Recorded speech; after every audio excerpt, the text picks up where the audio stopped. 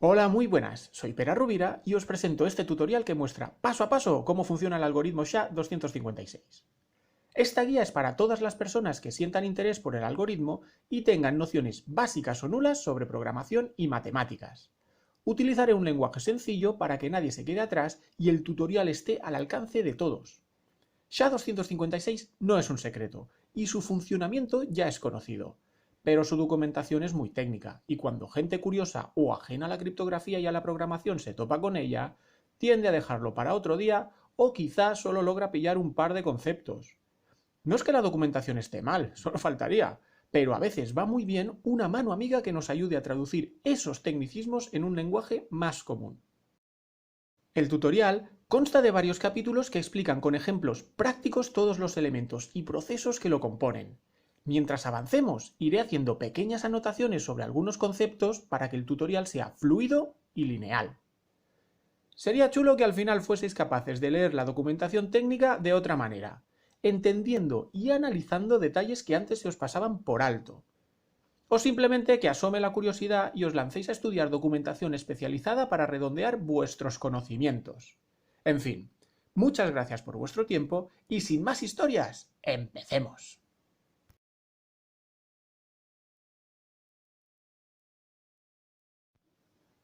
SHA-256 es un algoritmo hash de seguridad que puede usarse junto a otras aplicaciones criptográficas. Pero, un momento. ¿Un algoritmo? ¿Qué es un algoritmo? Pues un algoritmo es un conjunto de instrucciones o reglas definidas y no ambiguas, ordenadas y finitas. Estas instrucciones permiten solucionar un problema, realizar un cómputo, procesar datos y llevar a cabo otras tareas y actividades. Aquí va un ejemplo muy simple aplicado a la vida real. Supongamos que nuestra lámpara ha dejado de funcionar y no sabemos por qué. Fijaos que podemos sintetizar nuestro análisis en el siguiente algoritmo.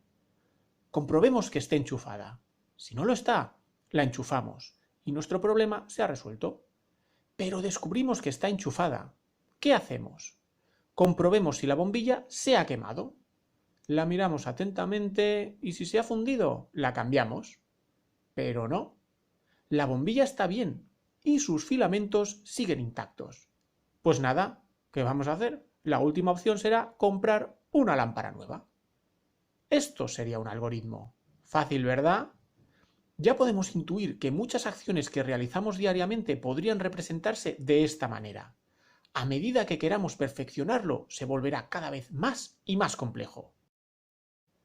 Por tanto, podemos decir que SHA-256 es un algoritmo criptográfico que procesa una serie de datos.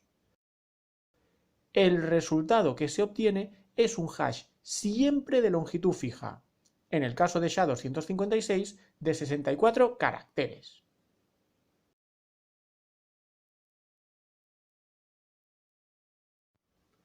En esta ocasión vamos a ver la representación del hash. Fijaos en esto.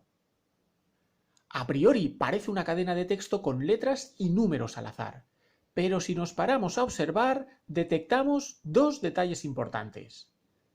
Tiene una longitud de 64 caracteres y se compone de 8 valores hexadecimales. Así pues, el hash resultante son 8 valores hexadecimales concatenados como si se tratase de un texto. ¿Que no sabéis qué es un valor hexadecimal? Bien, simplifiquemos. Es un sistema de numeración posicional con base 16, que se representa con números del 0 al 9 y letras de la A a la F. Entonces deducimos que el hash jamás mostrará letras posteriores a la F y caracteres especiales. En la siguiente tabla tenéis números decimales y su representación en hexadecimal. Atención con esto. Si concatenásemos los valores hexadecimales que he puesto de ejemplo, tendríamos la siguiente cadena de texto.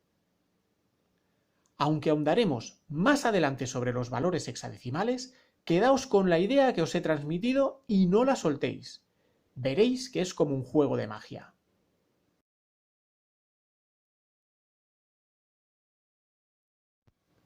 El hash tiene múltiples usos, aunque el más conocido es para certificar que los datos que contiene el archivo no han sido modificados. Por ejemplo, Imaginemos que tenemos dos archivos de texto con el mismo contenido. Vamos a crear dos archivos nuevos de texto. Al primero le llamamos text1. Creamos un segundo al que le llamaremos text2. Abrimos el primer archivo y escribimos Hola Mundo. Guardamos y cerramos. Hagamos lo mismo con el otro archivo. Escribimos Hola Mundo, guardamos y cerramos. Comprobemos el SHA-256 de cada archivo mediante PowerShell. Desde el explorador de archivos vamos a Archivo, Abrir Windows PowerShell, Abrir Windows PowerShell. PowerShell se abrirá en la misma ubicación donde tengamos los archivos. Escribamos el comando getFileHash. A continuación, el nombre del archivo y su extensión. Bien, ahora ya sabemos el hash del archivo 1. Si comprobamos el archivo 2, veremos que el resultado es el mismo. Repitamos el comando con text2. Efectivamente, tenemos el mismo resultado hash. Entonces, podemos decir que ambos archivos tienen el mismo contenido, aunque los hayamos creado de forma independiente. Limpiamos la pantalla y volvamos a generar el hash del archivo 1. Cambiemos el contenido del archivo 1. Abrimos text1 y escribimos otro contenido. Guardamos y cerramos. Volvemos a PowerShell y ejecutamos el comando getFileHash al archivo modificado. Si comprobamos los hashes veremos algo interesante. El hash de text1 ha cambiado y no tiene nada que ver con el anterior. Para obtener el hash inicial, devolvamos el contenido original al archivo 1. Escribimos Hola Mundo, guardamos y cerramos. Ejecutamos de nuevo getFileHash y el nombre del archivo con su extensión. Y ya tenemos el hash original. Fijaos que cualquier cambio es significativo. Añadamos un simple espacio a nuestro Hola Mundo. Guardamos y cerramos. Comprobamos hash con getFileHash. Y efectivamente, el hash es totalmente distinto, determinando que no es el mismo contenido original.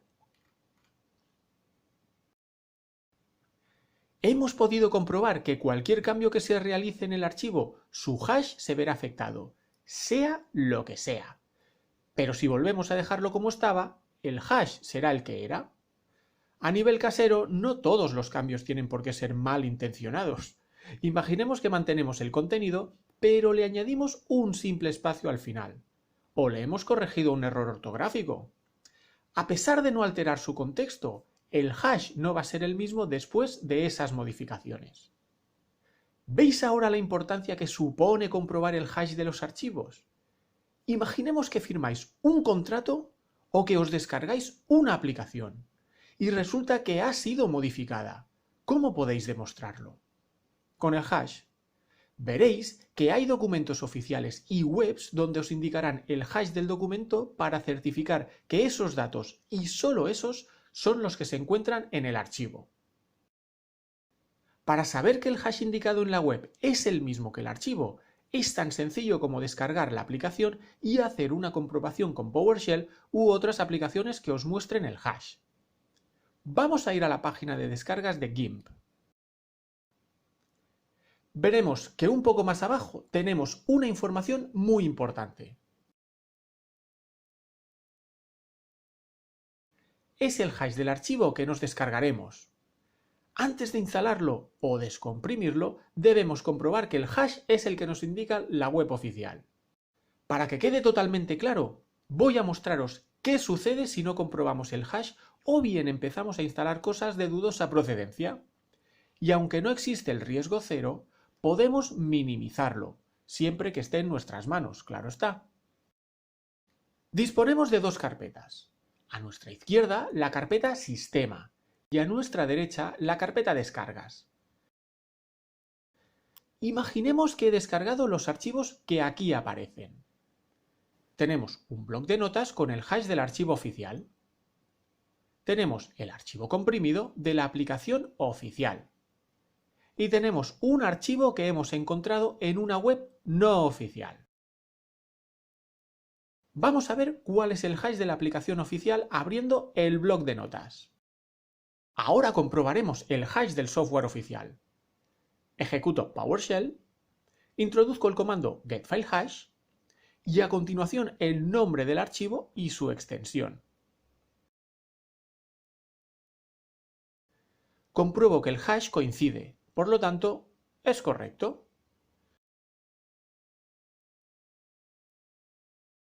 Voy a descomprimir este archivo aquí mismo.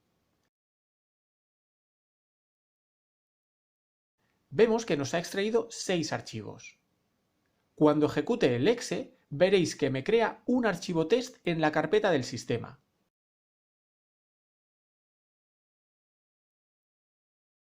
Ejecuto, me indica que la instalación es correcta y cierro la ventana. Y efectivamente, aquí tengo el archivo test. Abro el archivo y veo que su contenido es correcto. Ahora vamos a recrear un mal hábito con el archivo que he descargado de una web no oficial. Descomprimo directamente este archivo sin mirar el hash. Vemos que los archivos se llaman igual, así que voy a sobreescribirlos. Ejecuto el archivo exe de pasado misterioso. A priori, la instalación parece correcta. Revisemos de nuevo el archivo test. Como podemos observar, su contenido ya no es el mismo. Ha sido modificado sin que nosotros lo supiésemos. Voy a abrir ambos archivos, el oficial y el no oficial. Parece ser que ambos tienen el mismo número de archivos y todos se llaman igual. Voy a comprobar el hash del archivo no oficial.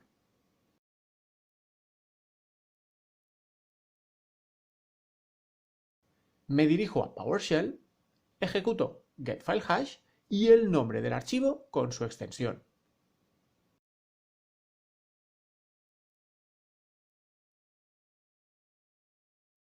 Como podemos ver, los hashes no coinciden.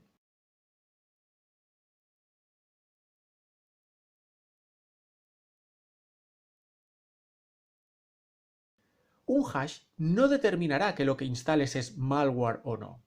Un hash certifica que el archivo que te descargas es el que se indica. Lógicamente nos fiaremos más de las webs oficiales que de páginas externas.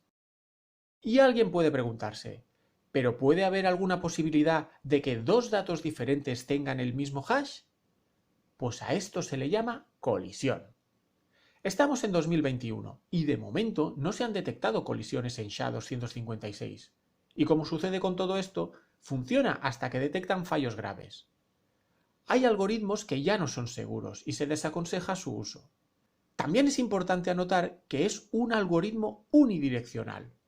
Eso quiere decir que a través del hash no puede descubrirse la información de dónde procede.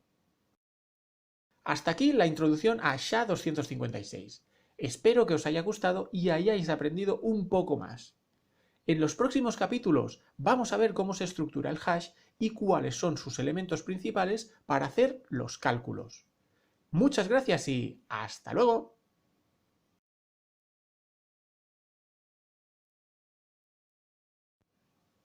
En este capítulo os voy a explicar por qué el hash resultante es de 256 bits y tiene una longitud de 64 caracteres.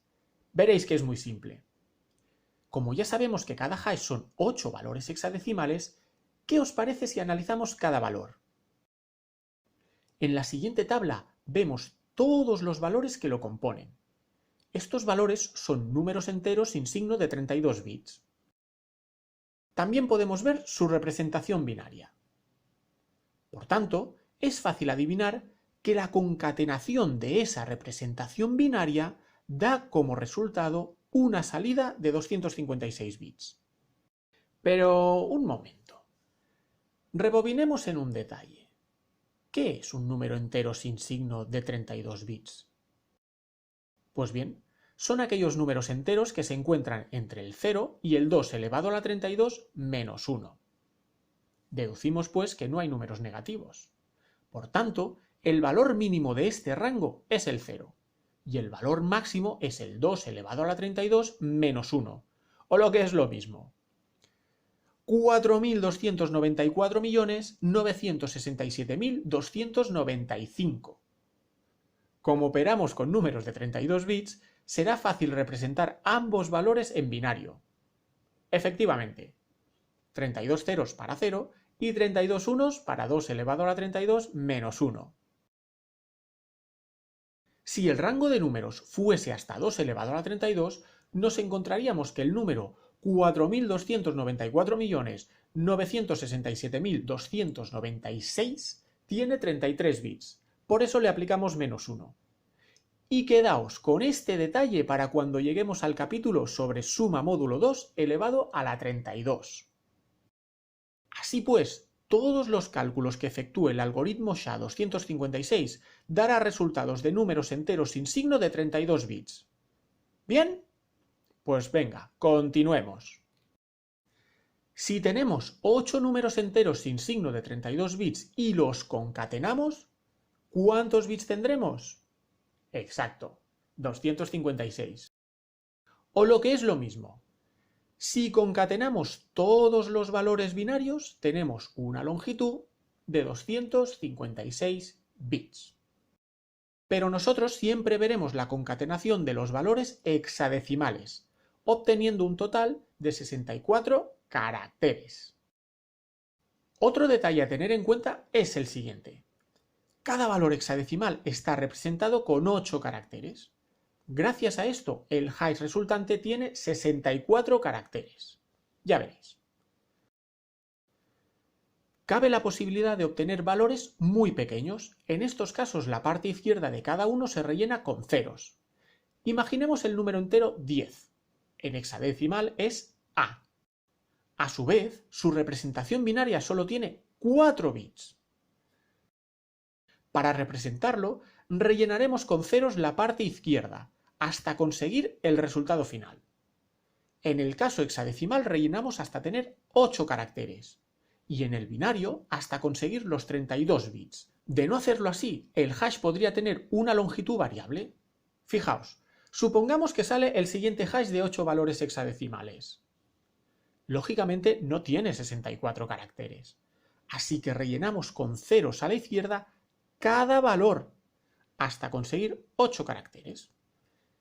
El resultado que obtenemos es el que vemos en pantalla.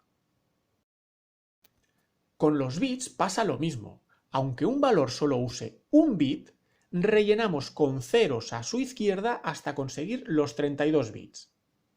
El siguiente ejemplo muestra el hash anterior con su representación binaria sin rellenar de ceros. Como vemos, no hay 256 bits. Pero una vez rellenamos con ceros cada valor, el resultado es el siguiente. ¿Qué? ¿A que no es tan complicado?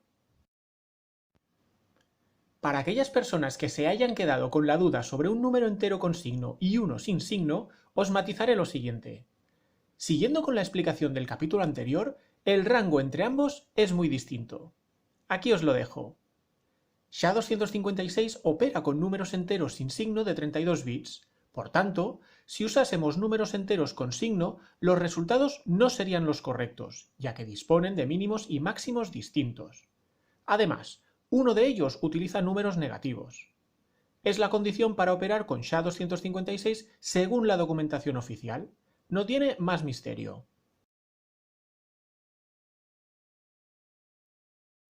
En este apartado os enseñaré las conversiones de hexadecimal a decimal y viceversa. Veréis que no es complicado, así que no os asustéis. Convirtamos un valor hexadecimal a decimal. Partimos de una tabla de 16 valores. Cada valor representa un número entero. Apreciamos que a partir del número 10 incluido, los valores se representan con letras. Un valor hexadecimal se representa con caracteres del 0 al 9 y de la A a la F. Jamás encontraremos letras de la G a la Z, ni otros caracteres tales como más, menos, guión bajo, arroba, etc. ¿Se ve claro, no? Si queremos pasar el 4 a hexadecimal, su valor será 4. Si queremos pasar el 12 a hexadecimal, su valor será C. Si queremos pasar el 15 a hexadecimal, su valor será... Muy bien, F. Pero si queremos saber valores superiores a 15, la cosa se vuelve más laboriosa, aunque no complicada. Venga, vamos a hacer una conversión a decimal de uno de los 8 valores que tiene nuestro hash. Partiremos de BA7816BF. Que sean mayúsculas o minúsculas no importa. Aquí podemos ver el proceso que se desarrolla para obtener su valor en decimal. ¿Vamos por partes? Venga. Observad que operamos con potencias donde el número base es el 16 y el exponente será la posición que ocupe el carácter. Dicha posición la iniciamos por la derecha y desde 0. Cuando sabemos el número de posiciones, empezamos las conversiones según la tabla. Multiplicamos cada conversión por 16 elevado a la posición que ocupe. El primer carácter es la F, que en decimal corresponde a 15. Lo multiplicamos por 16 elevado a 0 y obtenemos 15, porque 16 elevado a 0 es 1, así que 15 por 1 es igual a 15. Continuamos con el carácter B, que es 11 en decimal. Multiplicamos 11 por 16 elevado a 1 y el resultado es 176. Porque 11 por 16 es igual a 176. Continuaremos calculando todos los caracteres del valor hexadecimal hasta obtener los resultados pertinentes. Como veis, no tiene complicación alguna. Vamos a por la conversión decimal a hexadecimal. Para ello partiremos del número entero e iremos dividiendo el resultado entre 16, hasta que no podamos más. El resto de la división determinará el valor final. Vamos a partir de un número pequeño, así terminamos antes. Dividamos 2983 entre 16. Obtenemos 186 y su resto es 7. Por tanto, 7 a hexadecimal es 7. Dividamos 186 entre 16. Su resultado es 11 y el resto es 10. El valor hexadecimal de 10 es A. Finalicemos la operación dividiendo 11 entre 16. Obtenemos como resultado 11 y su resto 11. Por tanto, el valor hexadecimal de 11 es B. ¿Y ya está? Pues no, aún no. Para la gente que siga este tutorial teniendo nociones nulas, quizá pensará que el valor hexadecimal es 7AB. Pero no. El orden de lectura es a la inversa, por lo que la conversión correcta es B a 7. El valor decimal 2983 es B a 7 en hexadecimal. ¿Qué? ¿Pasamos al siguiente nivel?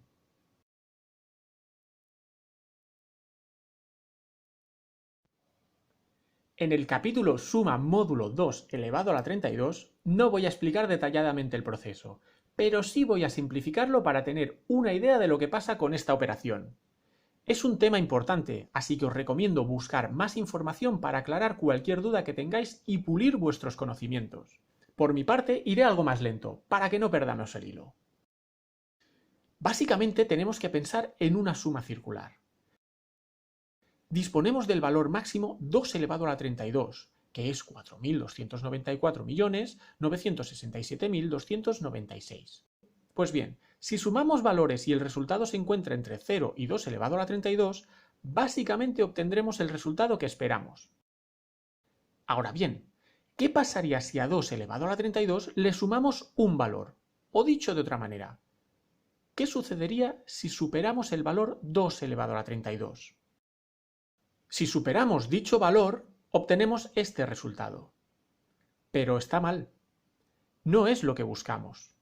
Lo que queremos es una suma módulo 2 elevado a la 32. Por ello, el resultado es el siguiente.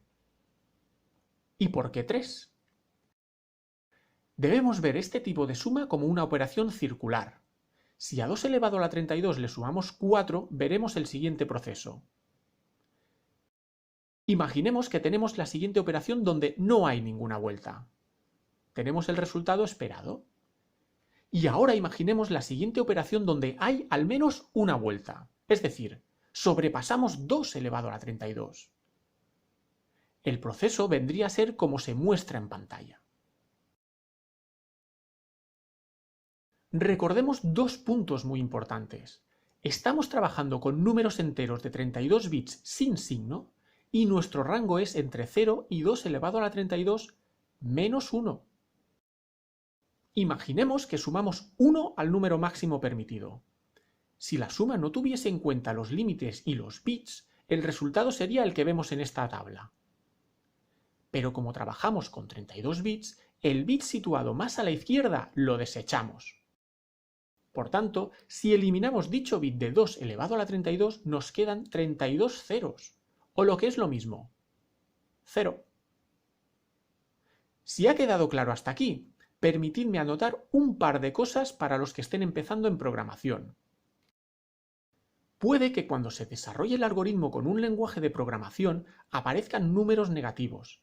Eso se debe a que utilizáis tipos de variables que no son las que tocan. Como veis, hay bastantes tipos, y cada una tiene su utilidad. También puede ser que aunque no tengáis números negativos, obtengáis resultados que no son correctos. Otro aspecto a tener en cuenta es que cuando programamos y nos pasamos de los límites en las operaciones, decimos que existe un desbordamiento. Puede pasar que el compilador nos resuelva automáticamente ese desbordamiento, o bien nos lo detecte e impida seguir con los cálculos. Es muy importante controlar ese aspecto para saber qué sucede. A continuación os muestro cómo podemos configurar Visual Studio para que el compilador solucione este tipo de desbordamiento. Para este ejemplo vamos a utilizar una variable de tipo byte que tiene un rango de 0 a 255. Creamos la variable num y le asignamos su valor máximo. Ordenamos que nos muestre ese valor en pantalla. Desarrollamos un bucle que incremente la variable hasta 20 veces. Le decimos 20 por decir un número. Mostramos el resultado en pantalla. Ejecutamos. Comprobamos que al sobrepasar 255 pasamos a 0 y el bucle sigue su curso. No nos detecta ningún error, ¿veis? Bien. Ahora vamos a decirle a Visual Studio que el compilador detecte el desbordamiento. Nos vamos al proyecto y clicamos con el botón derecho. Seleccionamos Propiedades. En la nueva ventana, en la sección Compilador, clicamos en Avanzado. Marcamos la casilla Comprobar desbordamiento aritmético. Aceptamos y guardamos. Vamos a ejecutar de nuevo nuestra aplicación. Y ahí lo tenemos. Ahora deberemos crear una función que nos resuelva el desbordamiento. Esto que acabo de explicar os resultará de utilidad cuando empecemos a programar el algoritmo en C#, así que tomad nota. Y ya está, hasta aquí hemos terminado este capítulo. Muchas gracias y hasta luego.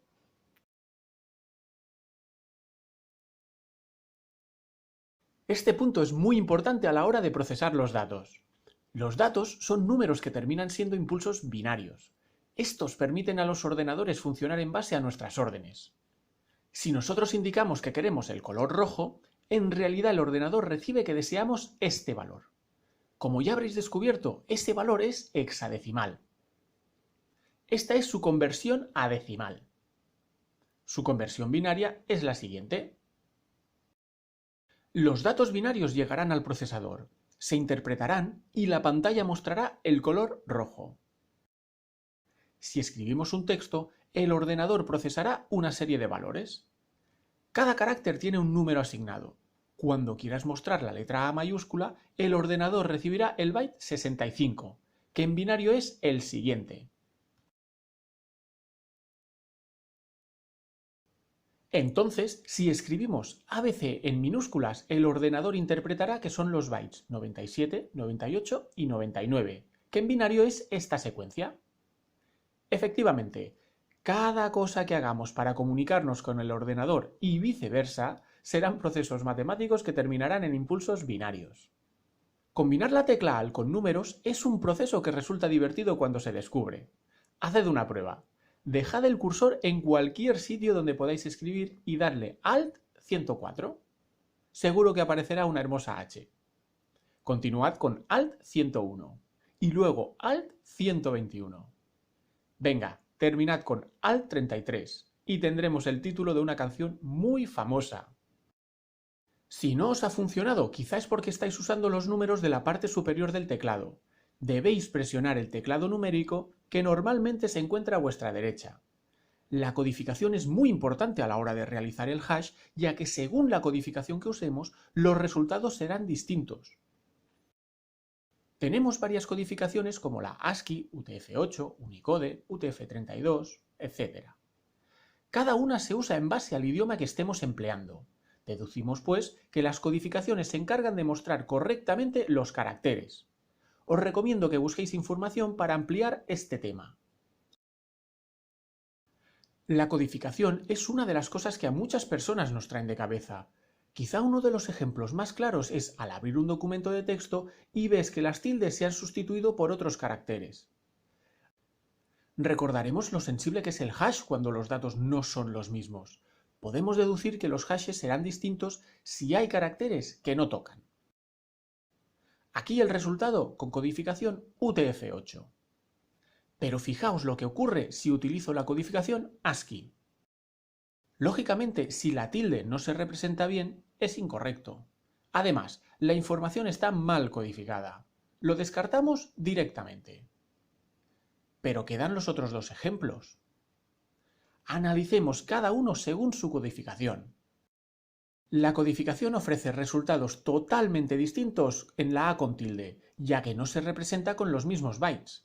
Por eso, el resultado final del hash no será el mismo. ¿Y entonces, a qué hash hago caso? Como vemos, el resultado del hash depende directamente de los bytes que ofrezca la codificación.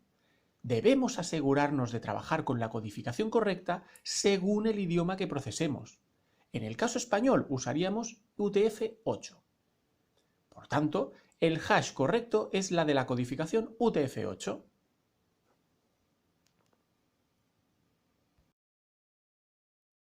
La verdad es que estaba dispuesto a empezar con los operadores bitwise, pero dudaba sobre si hacer una breve anotación acerca de las conversiones binarias. Quizás sea bueno incluirlas para tener un tutorial redondo, ¿verdad?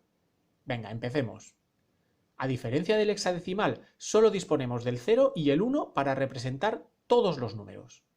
Hablamos de un sistema de numeración con base 2 y para ello utilizamos potencias con base 2. Empecemos haciendo una conversión de binario a decimal.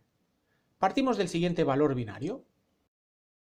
Como hicimos con los valores hexadecimales, empezamos por la derecha y desde el 0. Calculamos solo las potencias que se encuentran en una posición verdadera.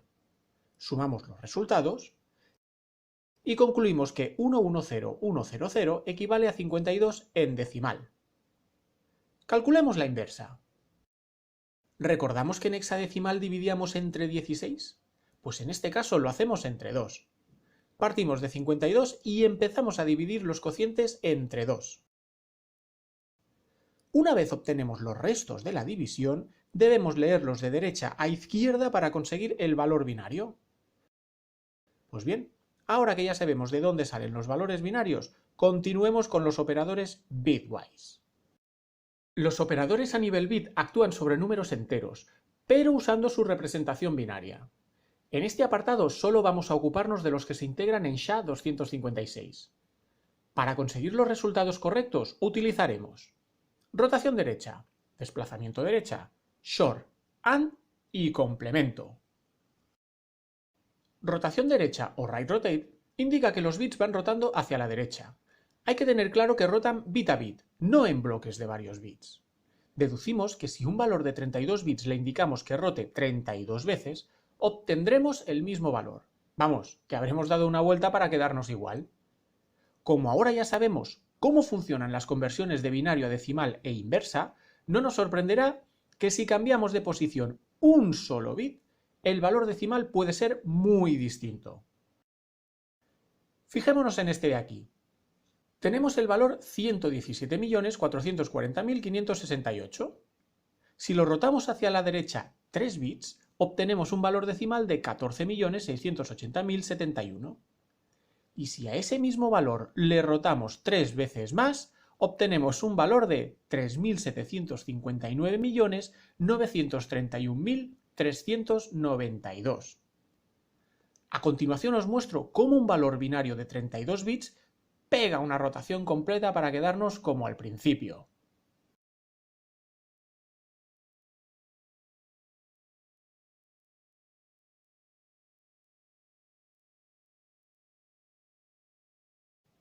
Desplazamiento a la derecha o right shift es parecido al anterior, solo que es sin rotar. Los bits se desplazarán tantas veces como indiquemos, pero una vez lleguen a su posición más a la derecha, se pierden, como si se fuesen por un precipicio. A su vez, en la zona izquierda se irá rellenando con ceros. Fijémonos en este ejemplo. Partimos del valor decimal 117.440.568.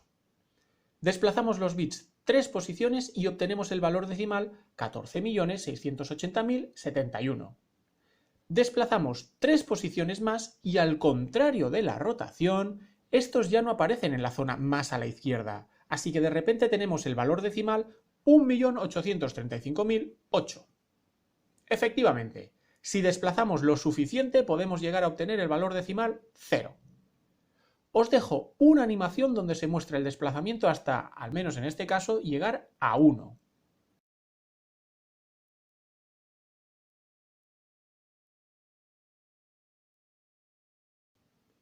El operador short no tiene complicación, ya veréis. Para obtener un resultado necesitamos al menos 2 valores. El resultado es simple. Cuando las entradas coinciden, el valor será falso. En caso de no coincidir, será verdadero. Por tanto, podemos ver cómo cuando tenemos verdadero short verdadero o falso short falso, el resultado es falso. Pero si hay una condición que no coincide, el resultado pasará a ser verdadero. El operador AND es aún más sencillo, y también es necesario tener un mínimo de 2 valores. Cuando todas las entradas sean verdadero, el resultado será verdadero. Las demás condiciones darán falso. Podemos ver que 0 AND 0 nos da 0. Vemos como 1 AND 0 nos da 0. Lo mismo a la inversa. Pero si tenemos 1 AND 1, el resultado es 1. Sí, ahora no debemos confundir un short con un AND, pero poco a poco se irá memorizando si usamos estas operaciones de forma rutinaria. No obstante, si nos olvidamos, pues siempre podemos consultarlo, ¿no? Venga, que este es el último, seguro que os gusta. El complemento. Con este hacemos todo lo contrario a lo que representa. Todo lo que es verdadero pasa a ser falso, y viceversa. Y ya está. ¿Qué tal esta vez? Espero que os haya ido bien. Os recuerdo que para profundizar más en todos los temas que hemos estudiado debéis consultar libros especializados. Y bien, creo que os habéis quedado con la idea principal, así que ya podemos empezar a estudiar todos los procesos que componen el algoritmo SHA-256. ¡Vamos a ello!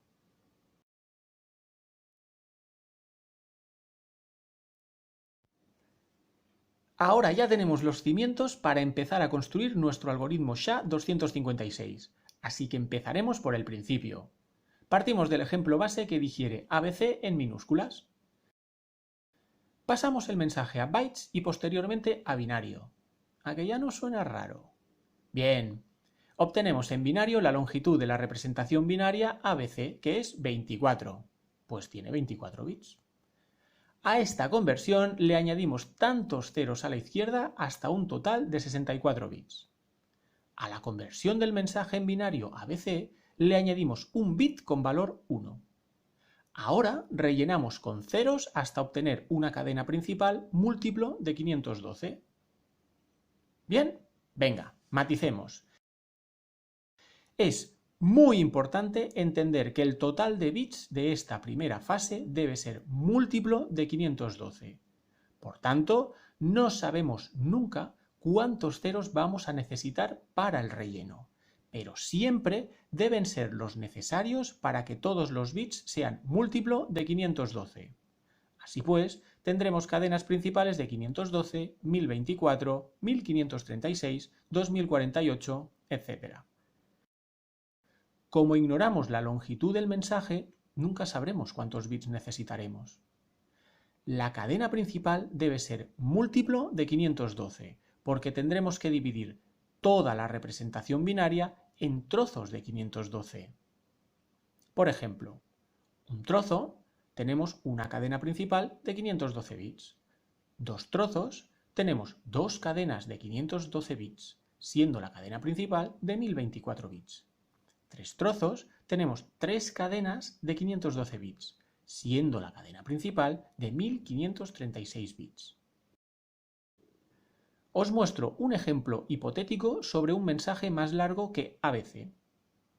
Vemos que la conversión binaria del mensaje es mucho más larga, lo que nos ha llevado a rellenar con n ceros hasta tener una longitud total de 1024 bits en la cadena principal. Este sería el mensaje en binario.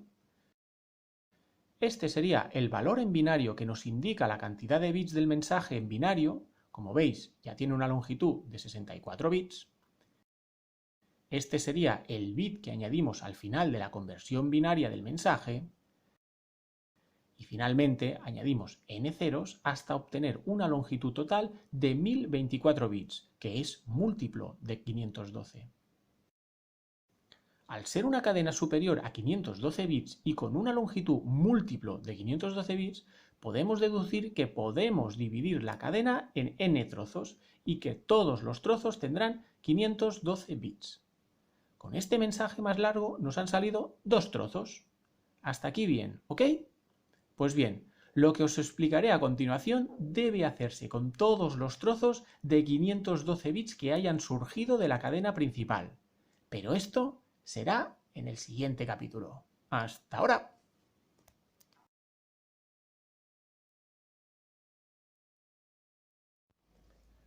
Tanto si tenemos un trozo como varios, cada trozo de 512 bits lo vamos a dividir en 64 trozos de 32 bits. A esa matriz la llamaremos W. Aunque esperad un momento, ¿sabéis lo que es una matriz? Pues es una zona de almacenamiento contiguo que contiene una serie de elementos del mismo tipo. Podemos verlo como una lista de elementos y también como una especie de tabla. Por ejemplo, una matriz de una dimensión que contiene 6 elementos sería la que vemos en pantalla. Cada elemento tiene su posición, empezando desde 0. Podemos llamarla como queramos, en este caso mi vector. Indicando su posición, accedemos a los datos que contiene. Una matriz de 2 dimensiones es muy parecida a una tabla, con sus filas y columnas. Para acceder a los datos que nos interesan, debemos apuntar la columna y la fila correspondiente, como un sistema de coordenadas. Os animo a buscar más información al respecto, aunque creo que ya tenéis una idea sobre lo que es una matriz. Continuemos con nuestra cadena principal. El trozo principal es múltiplo de 512. Dividiendo el trozo principal obtenemos trozos de 512 bits. Por ejemplo, 1024 dividido de 512 nos salen dos trozos. Cada trozo lo dividimos en 64 partes. Un detalle, si tenemos trozos de 512 y cada uno lo dividimos entre 32, ¿cuánto nos da? Exacto, 16. Por lo tanto, del 0 al 15 va a contener parte del trozo de 512 bits fragmentado en 32 bits. El resto, del 16 al 63, lo rellenaremos con ceros. Recordad que son 32 ceros. Vamos a verlo gráficamente. En este caso tenemos el trozo principal del mensaje ABC. Vemos que los primeros 32 bits se encuentran en el primer trozo y los últimos 32 bits se encuentran en el trozo 15. Finalmente, rellenamos de ceros hasta el trozo 63. Pues esto para todos los trozos de 512 bits extraídos de la cadena principal con longitud múltiplo de 512. Cuidado, no os confundáis. Las matrices empiezan desde 0. Por lo tanto, los primeros 16 trozos son del 0 al 15. Repetimos. Tenemos el trozo principal, esta vez superior a 512. Lo dividimos en n trozos, como son 1024 bits, nos salen 2 trozos. Por cada trozo que obtengamos, lo dividimos en 64 partes. Cada parte tendrá 32 bits. Rellenamos hasta la parte 15. Aquí os muestro los primeros 32 bits y los últimos 32 bits. Vemos cómo encajan después de la fragmentación.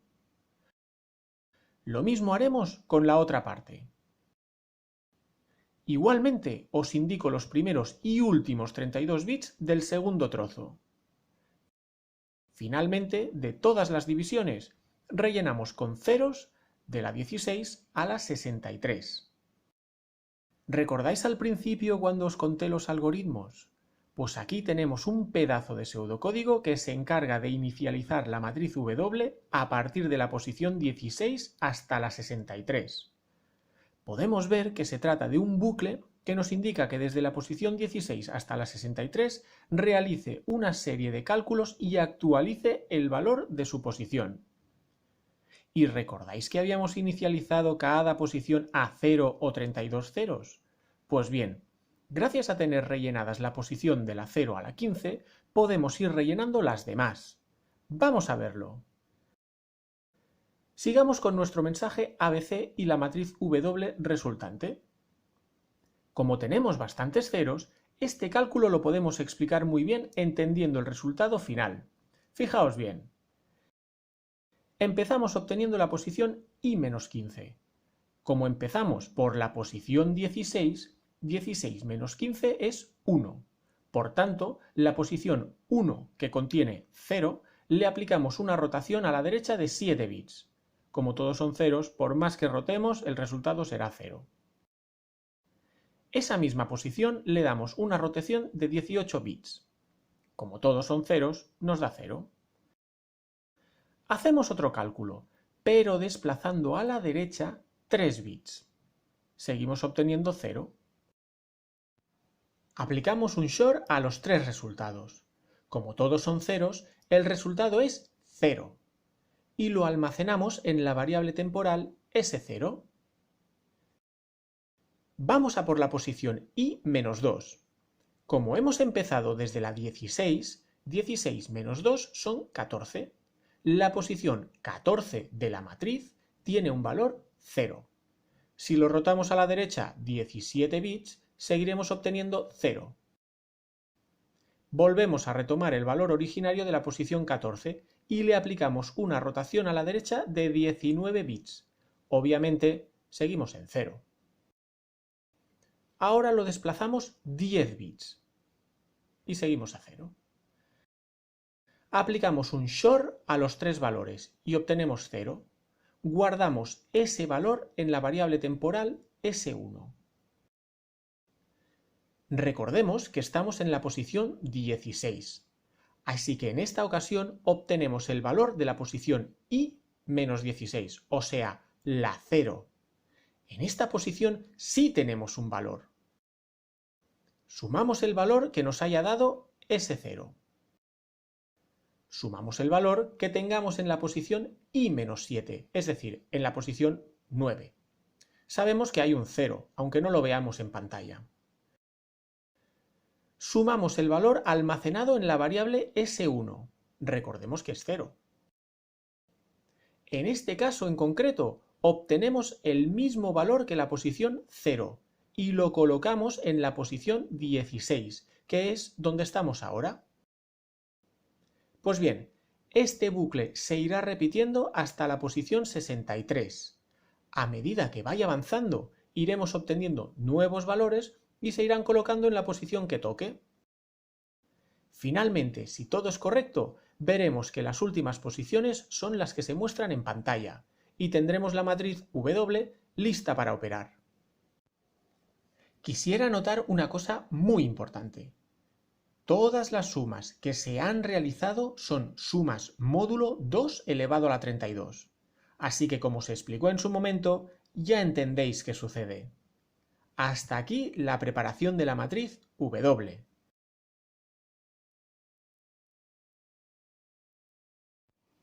Este capítulo no tiene complicación, ya veréis.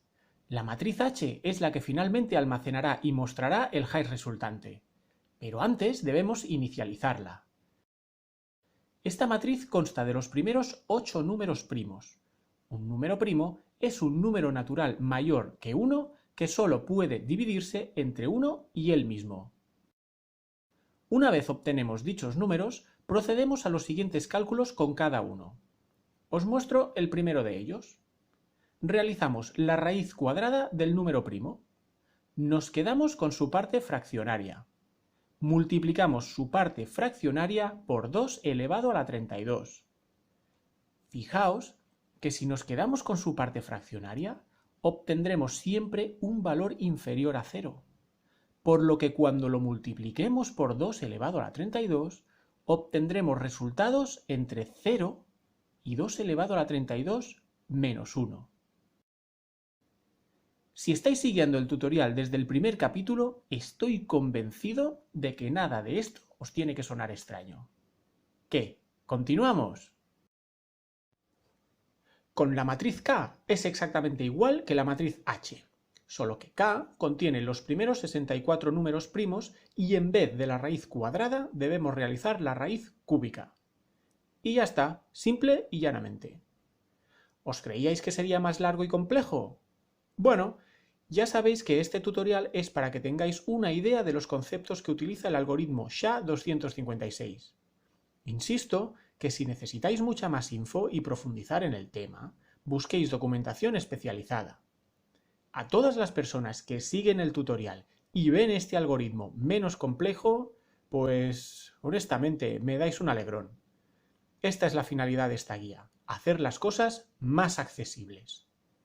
En el siguiente capítulo empezaremos con la compresión. Intentaré simplificarlo con explicaciones llanas. Espero que os guste y aprendáis un poco más. Un saludo. ¡Hasta luego!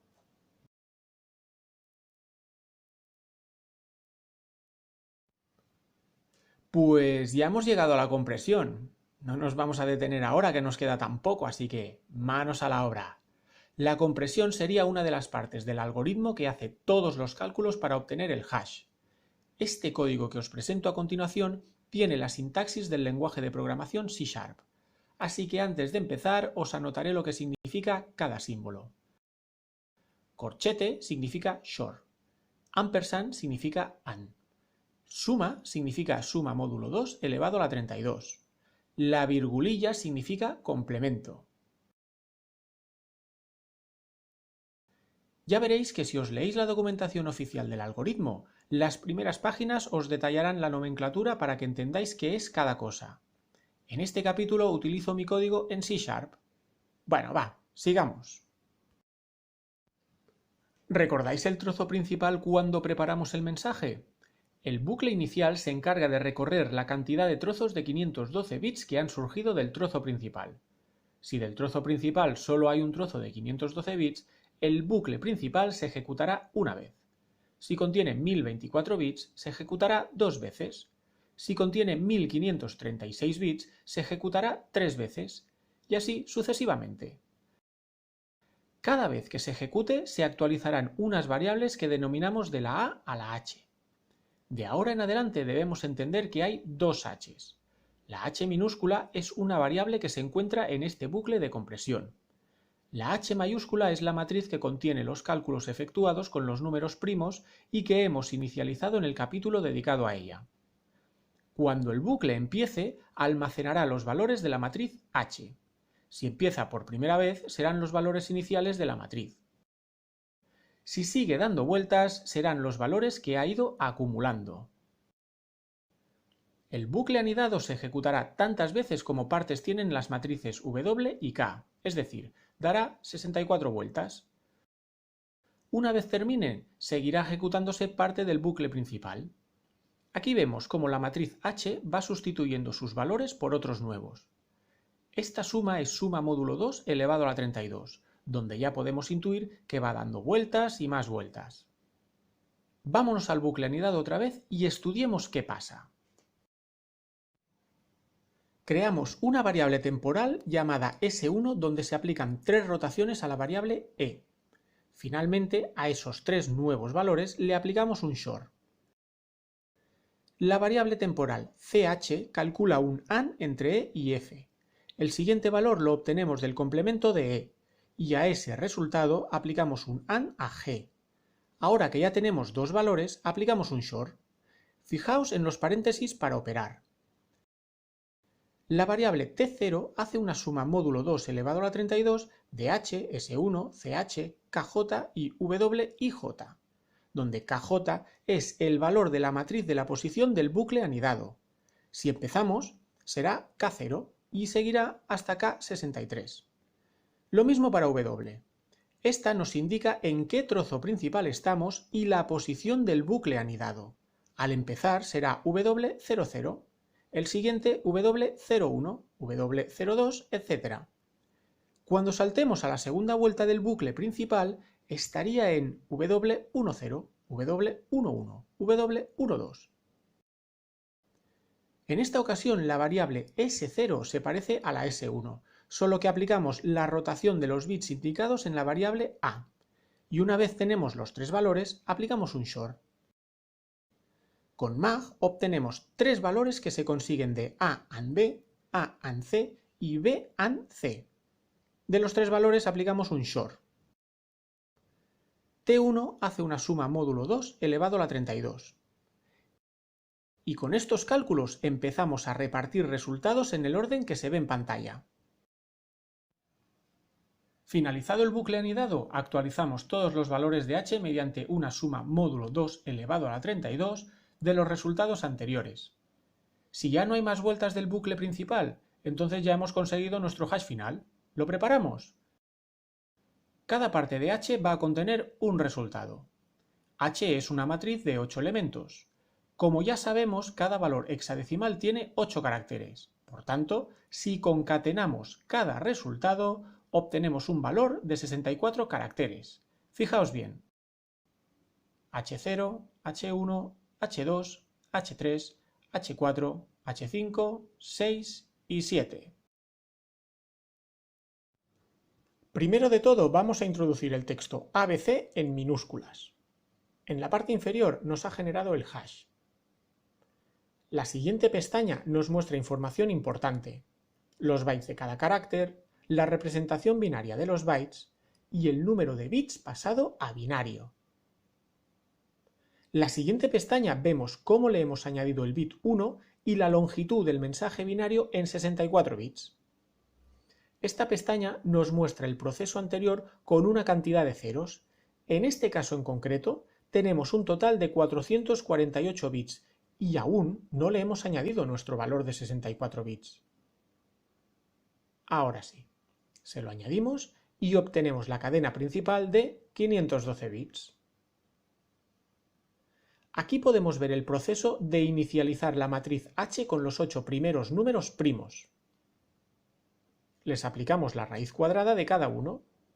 Nos quedamos con su parte fraccional. Multiplicamos por 2 elevado a la 32. Y podemos ver también su conversión a binario de 32 bits. Esta es la matriz K, compuesta de los primeros 64 números primos. Desplazo hacia abajo para que lo veáis bien.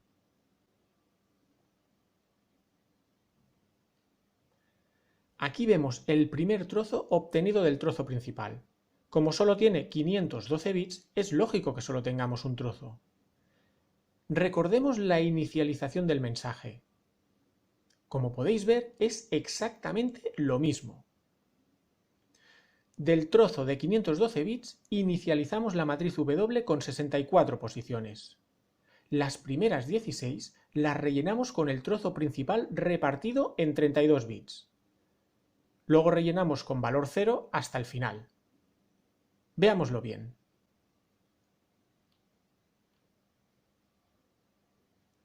A continuación, preparamos la matriz con el bucle explicado anteriormente. En este ejemplo podemos ver cómo queda después de los cálculos efectuados. Desplazo para que tengáis una idea de los resultados. Veréis su conversión a decimal del valor de 32 bits.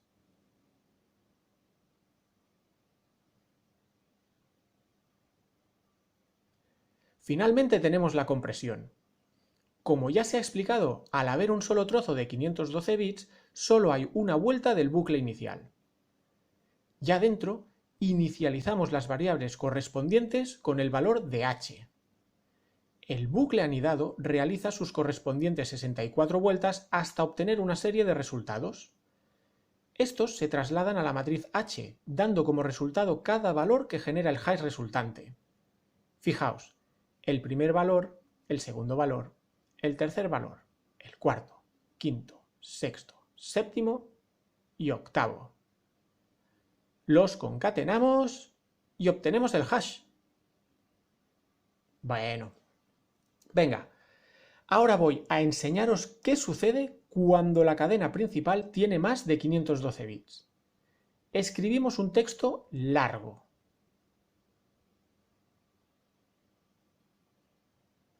Vemos que ya nos ha generado el hash. En binario vemos su conversión y longitud. Vemos que nos ha añadido ceros hasta llegar a esa cantidad de bits. Ahora añadimos los 64 bits restantes y tenemos estos bits en total, o sea, múltiplo de 512. ¿Cuántos trozos salen? Guardaos la respuesta para dentro de unos segundos. Inicializamos la matriz H. Hacemos lo mismo con la K. Y ahora fijaos en lo que tenemos aquí. El trozo principal ha sido partido en esta cantidad de trozos. Ahora podemos ver cómo cada trozo ha sido subdividido en 64 partes. En esta sección vemos cómo hemos rellenado las 16 primeras partes pertenecientes a cada trozo de 512 bits. Finalmente, rellenamos con ceros hasta las 64. Voy a desplazar hacia abajo para que lo veáis bien.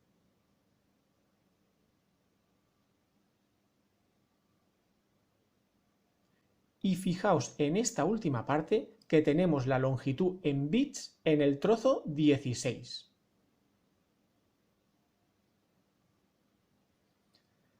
A cada trozo de 64 partes le aplicamos el bucle y aquí vemos el resultado. Voy a desplazarlo.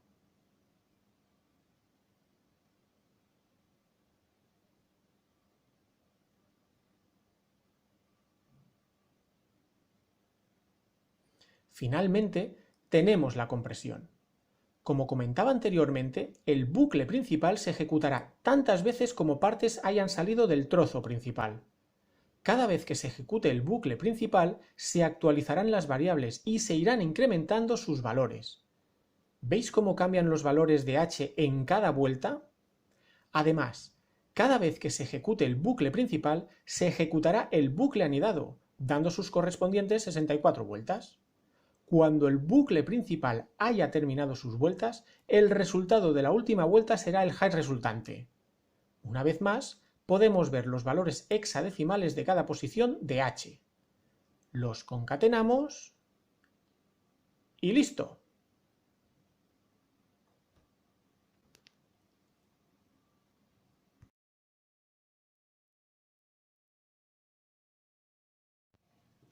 Como esta guía va destinada a personas con conocimientos nulos o básicos sobre criptografía y programación, creo conveniente mostraros unas pocas funciones que debemos conocer para programar en C#. A continuación, os presento lo que se tratará en este capítulo. Como veis, trabajaremos bastante con cadenas de texto y bucles. Al caso, esto no es un curso de C#, así que para más información podéis consultar la ayuda de Microsoft, que está muy bien. Para desarrollar el algoritmo utilizaré Visual Studio. Venga, vamos allá. Si deseamos saber los bytes que componen una cadena de texto, haremos lo siguiente. Antes necesitamos importar el espacio de nombre system.txt. Lo escribimos en la parte superior. Creamos una matriz de tipo byte y le damos un nombre. La inicializamos con la codificación. Seleccionamos el método getBytes y le indicamos qué texto queremos pasar a bytes. Y con esto ya hemos pasado de string a bytes, es decir, cada byte de la cadena texto está almacenado en una posición de la matriz. Si habéis seguido el tutorial desde el principio, estoy convencido que detectáis uno de los puntos más importantes. Exacto, el tipo de codificación.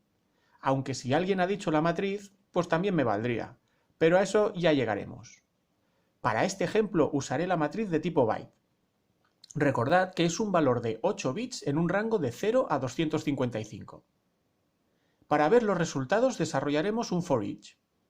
Le decimos que por cada byte llamado bt, en string to byte, nos muestre en pantalla bt, que es el valor almacenado.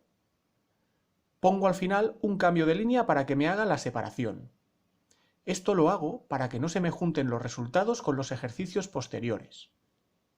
Ejecutamos.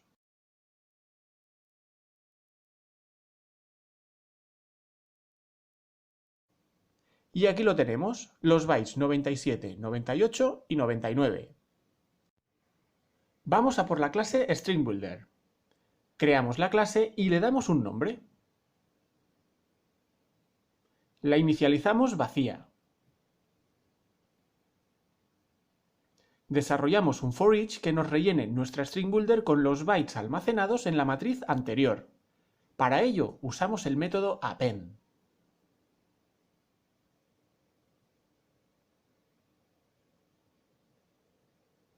Lo mostramos en pantalla,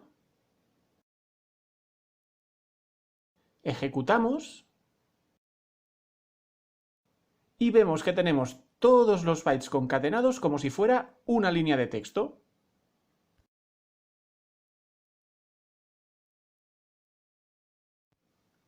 Mostramos la representación binaria de los bytes. Limpiamos nuestra StringBuilder con un clear.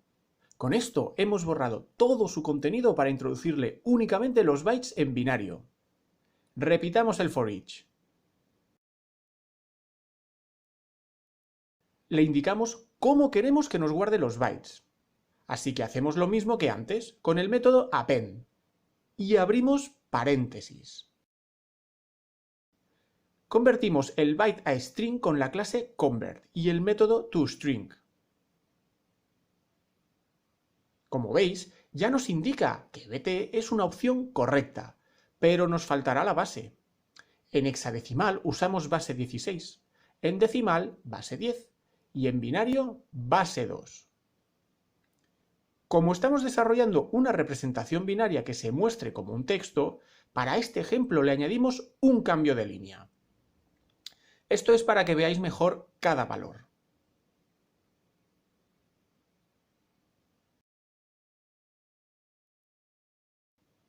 Lo mostramos en pantalla y obtenemos cada valor en binario.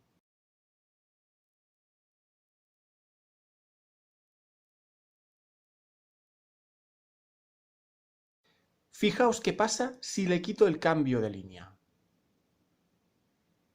Ejecutamos y ya tenemos todos los valores concatenados. Lo dejamos así porque es la forma correcta para la posterior conversión. Vamos a calcular cuántos unos y ceros tiene nuestra cadena de texto. Para ello utilizaremos la opción len. Pongo entrecomillado el texto que quiero que aparezca y me dé información al respecto. Ahora le digo que quiero que me muestre la longitud de SB.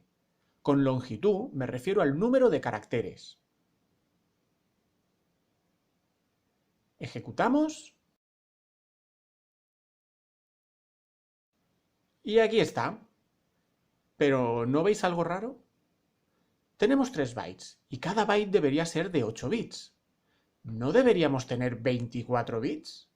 Si tenemos 3 bytes a 8 bits cada uno, 3 por 8 es igual a 24.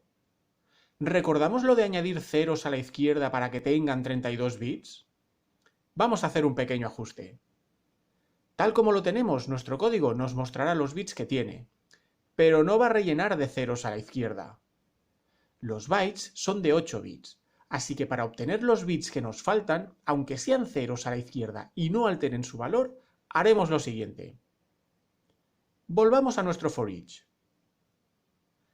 Añadimos el método pathLeft a nuestra conversión y abrimos paréntesis. Le introducimos el número total de caracteres que debe tener, en nuestro caso 8. Ahora le indicamos qué carácter debe ser, en este caso que se rellene con ceros.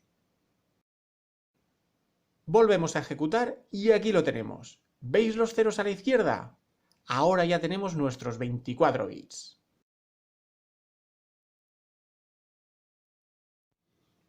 Vamos a ver cómo funciona un bucle for. Como solo va a tener una línea de acción, lo escribiremos todo seguido, sin llaves. Empezamos escribiendo for. Abrimos paréntesis y le indicamos tipo de variable, nombre de variable, y la inicializo a 0. Punto y coma. Le indicamos la condición, en este caso, pega vueltas mientras i sea inferior a la longitud de nuestra matriz. En este ejemplo sabemos que hay 3 bytes, por tanto sabemos que dará 3 vueltas. Hay que tener claro que empezamos de 0, por tanto de 0 a 2 van 3 vueltas, la 0, la 1 y la 2. Continuaremos con punto y coma. Ahora le indicamos que i se incremente cada vez que ejecute el bucle. Cerramos paréntesis y mostramos en pantalla el valor de la posición de la matriz que indica el bucle.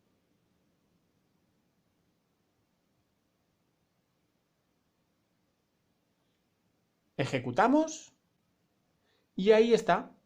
Ha hecho 3 vueltas mostrando cada posición de la matriz, es decir, la posición 0, la 1 y la 2.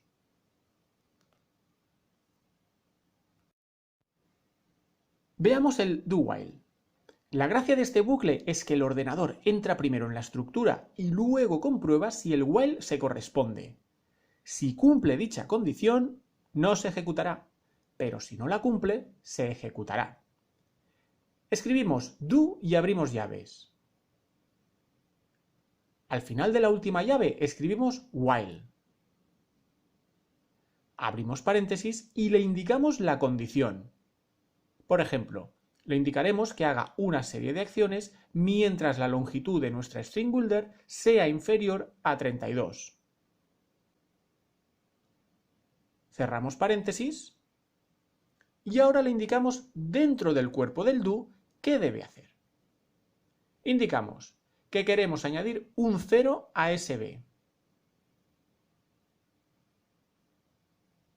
También le indicamos que nos muestre dicho resultado en pantalla.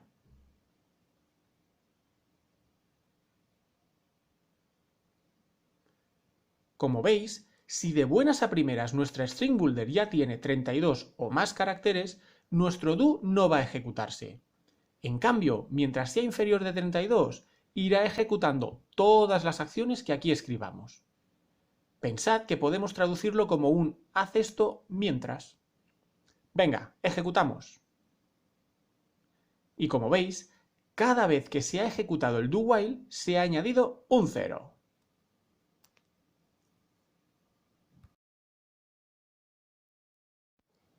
Hasta ahora simplemente tenemos una cadena de texto. Convirtámosla en un número entero sin signo de 32 bits. Creamos una variable de este tipo llamada value. Para inicializarla, escribimos un igual y le decimos que nos haga la conversión. Para ello usamos la clase convert y el método toUnit32. Abrimos paréntesis e insertamos nuestra string builder y su base. ¿Recordáis que hemos quitado el salto de línea? Si lo hubiésemos mantenido, la conversión no funcionaría y daría error. Vamos a mostrar el valor convertido con el siguiente comando.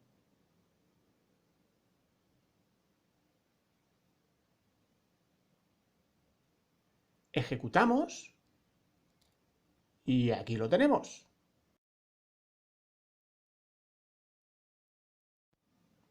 Ya sabemos pasar de decimal a binario y viceversa. Convirtamos nuestro número entero sin signo de 32 bits a hexadecimal. Para este ejemplo podemos usar la clase convert o el método toString. Escribimos la siguiente línea de código para que nos muestre su valor hexadecimal.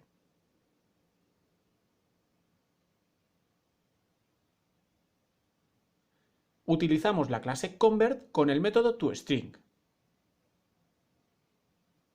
Abrimos paréntesis, le indicamos el número entero y le indicamos en base 16, ya que es hexadecimal. Vamos a hacer lo mismo, pero directamente con toString.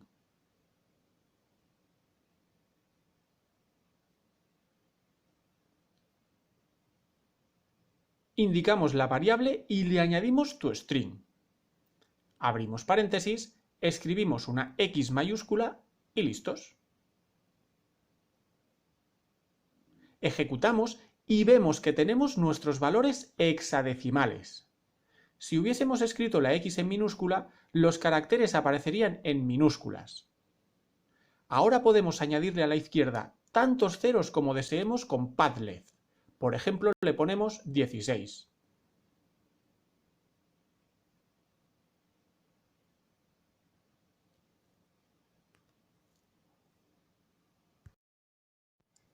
Continuamos con el bucle anidado. En este caso ya he escrito el código. Creamos una matriz de 2 dimensiones llamada Z. Como os expliqué en anteriores capítulos, la visualizamos como una tabla con sus filas y columnas. En este caso, 5 columnas y 10 filas. Empezamos con el bucle principal que está a merced de las columnas, así que se ejecutará tantas veces como columnas tenga. Nada más iniciar el bucle, creará una variable y hará una comprobación. Según en qué número de columna esté, la variable section tendrá un valor u otro. En la primera vuelta tendrá el valor A, en la segunda el B, y así sucesivamente. Una vez haya hecho dichas comprobaciones, iniciamos el bucle anidado. En esta ocasión, la variable del bucle anidado debe ser distinta a la del principal. La llamaremos J. Como tiene 10 filas, las vueltas que dará será un total de 0 a 9. Cada vez que se ejecute el bucle anidado, la variable section ya tendrá un valor, dependiendo de la vuelta en la que esté el bucle principal, claro. Por tanto, apuntamos a la columna I y a la fila J para indicarle que se incluya el valor de section en Z. Una vez finalice el bucle anidado, volvemos al inicio. Section toma el valor según la vuelta en que esté, entramos en el bucle anidado y se rellena cada fila correspondiente a la columna principal, y así sucesivamente. Ahora, si queremos ver el contenido de Z, lo podemos hacer con un for each. Fijaos.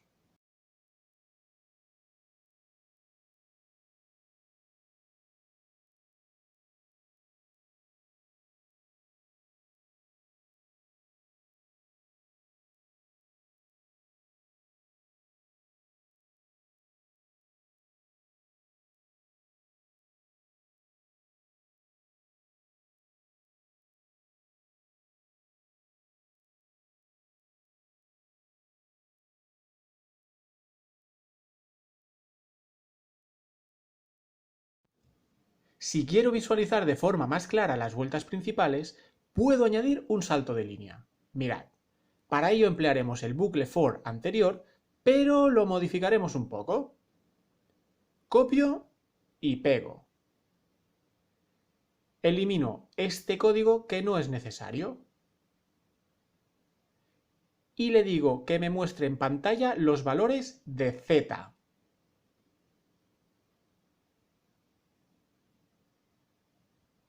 Ahora fijaos que cada vez que termine el bucle anidado le añadimos un salto de línea. También le añadiremos una nota informativa sobre en qué vuelta estamos. Esta línea la escribimos antes del bucle anidado.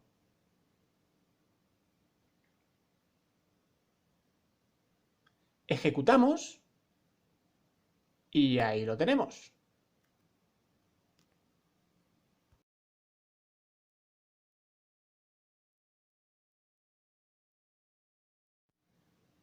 Para la rotación a la derecha voy a crear 3 variables de más. Creo que así veréis mejor el proceso. Como necesitamos 2 valores y su resultado, estas variables nos irán muy bien. Venga, vamos al tema. Creamos las variables de tipo byte. Num el valor a rotar. TB será el total de bits. RT, la cantidad de bits que vamos a rotar. Y aquí las tres variables extras que nos ayudarán a ver el proceso, X, Y y R. Como comentaba, para la rotación necesitaremos dos valores, así que estos serán X e Y. Y a esos dos valores debemos aplicar un OR, y ese resultado será R. Fijaos, inicializamos la variable num. Hagámoslo fácil, partimos del número 7, que son 3 bits activados, o sea, 3 unos.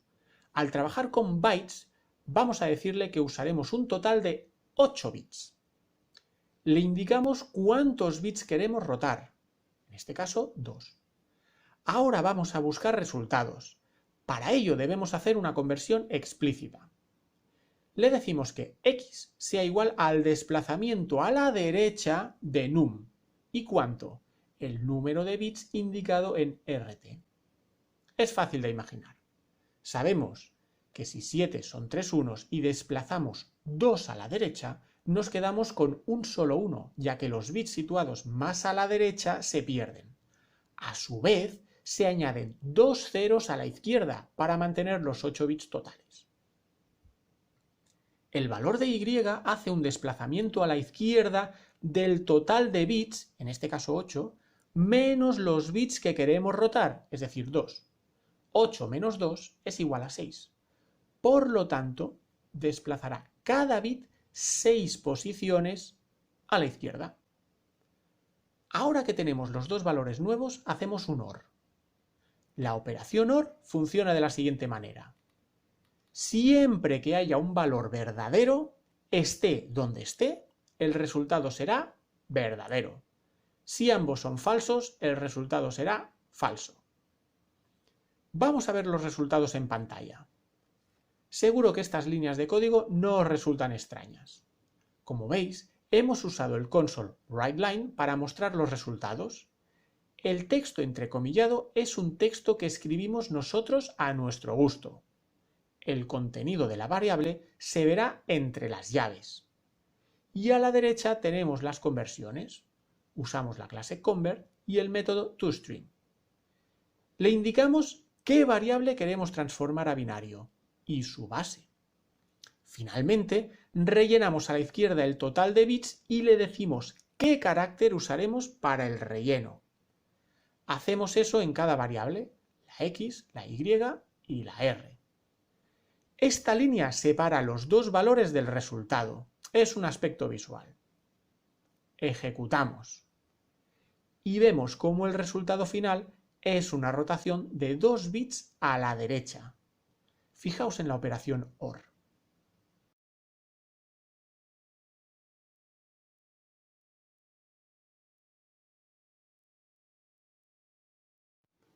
Vamos a hacerlo con números enteros. Si ahora cambiamos el tipo byte a integer, nos encontraremos que usamos 32 bits. Fijaos qué pasa si solo cambio el tipo de variable. En el primer valor tenemos 8 bits, en el segundo valor tenemos 9 bits, y el resultado es de 9 bits. Esta representación no está bien, ya que debemos tener el mismo número de bits. Como ahora estamos operando con números enteros de 32 bits, debemos indicar que el total de bits debe ser 32 y no 8. Hagamos el cambio. Ejecutamos y ahora sí. La representación binaria es correcta y podemos convertirla a entero. Pues muy bien, ahora sí que sí. Vamos a crear nuestro SHA-256 en C#. ¡Hasta ahora!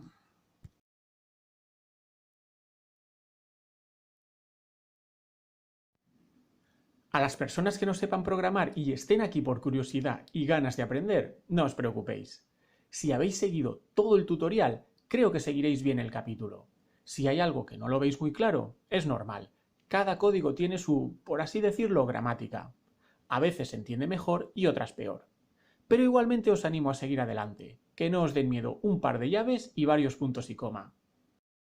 A los que sabéis programación, sé que el código es mejorable, pero no quiero alejarme del motivo principal de este tutorial, que es llegar a todas las personas con conocimiento nulo o escaso en criptografía y programación. Y para que esto sea posible, a veces tenemos que dar un poco de rodeo en vez de ir en línea recta. En resumen, hacer el conocimiento más accesible. Antes de programar os voy a explicar cómo desarrollaremos el código. Esto es importante para no escribir a ciegas y detectar cualquier imprevisto antes de tiempo. Vamos a crear la clase SHA-256-Me. Esta clase va a contener 4 métodos llamados de la siguiente manera: WriteRotate, WriteShift, SHA-256-init y SHA-256-effix.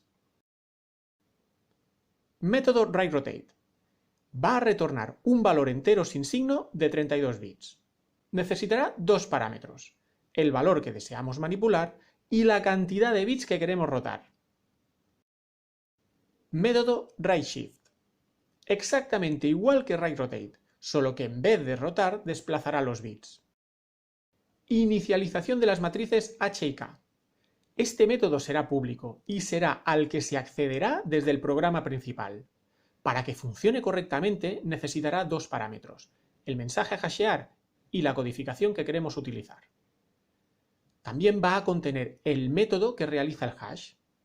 Va a retornar una cadena de texto que será el hash y la llamaremos SHA-256-init. Algoritmo SHA-256. Va a contener todo lo explicado hasta el momento: las conversiones binarias, las longitudes múltiples de 512, troceado, compresión. También va a contener las funciones WriteRotate y WriteShift. Para que funcione necesitará 4 parámetros: el mensaje a hashear, la codificación y las matrices H y K ya inicializadas. Nos va a retornar un valor string que será el hash resultante y lo llamaremos SHA-256-fx. Finalmente, desde la clase principal program, vamos a llamar a nuestra clase y a ejecutar el método principal SHA-256-init, introduciendo los parámetros necesarios.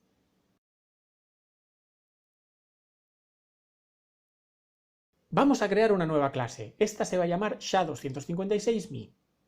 Nos vamos a nuestro proyecto, clicamos con el botón derecho, en el menú contextual indicamos Agregar, Clase. Aquí le ponemos el nombre SHA-256-me. Una vez tenemos la clase, empezamos creando nuestro primer método. Lo haremos público para poder acceder a él. Dará como resultado un string, es decir, el hash, aunque hasta que no terminemos el código le indicaremos que nos devuelva una cadena de texto vacía.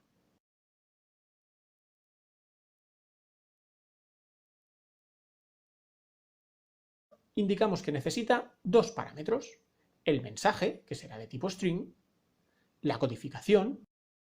Creamos la matriz H que tenga 8 posiciones. Cada posición albergará un valor de 32 bits sin signo.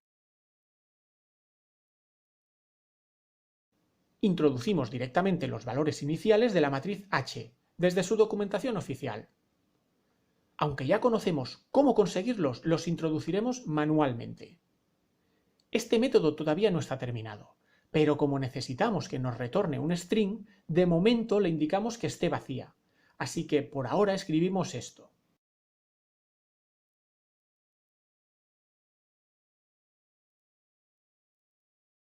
Vamos a crear el método WriteRotate. Este no os tiene que resultar difícil porque el código ya lo presenté en capítulos anteriores, aunque un poco más extenso para que vieseis los pasos. Creamos un método privado que nos devuelva un valor entero sin signo de 32 bits. Le ponemos el nombre que deseemos, en este caso WriteRotate. Necesitamos dos parámetros: el valor que deseamos manipular y los bits que deseamos rotar.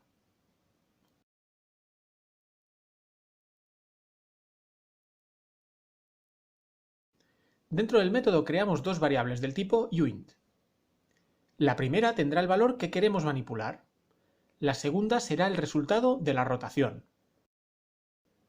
Para la rotación partimos de un primer valor que desplazará a la derecha los bits que queremos rotar. Recordad, desplazará. Indicamos un OR con este símbolo y nos disponemos a encontrar el siguiente valor. Pillamos el valor que queremos manipular y lo desplazamos a la izquierda 32 bits menos la cantidad de bits que queremos rotar. Recordad, estamos con valores de 32 bits. Si tuviésemos valores de 64 bits, pondríamos un 64, pero no es el caso para SHA-256. Si no veis claro qué está pasando, volved al capítulo en el que doy una introducción a C#. Le decimos que nos retorne Y, es decir, el resultado del OR entre esos dos valores. Para Write Shift haremos lo mismo, pero únicamente desplazamos a la derecha el número de bits que le indiquemos. Vamos allá.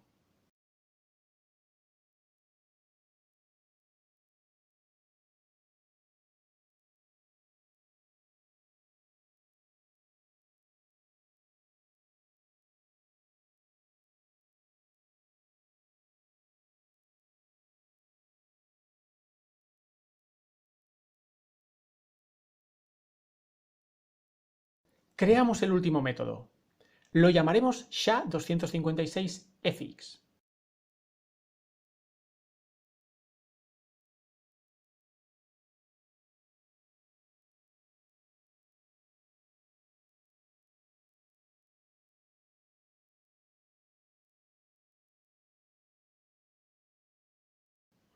Necesitamos 4 parámetros: el mensaje, la codificación, la matriz H y la matriz K.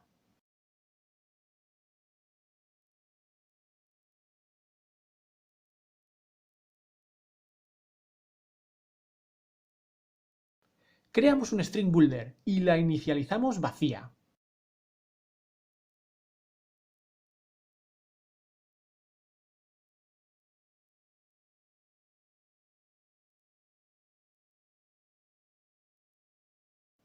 Creamos una matriz de tipo byte que albergará los bytes de nuestro mensaje.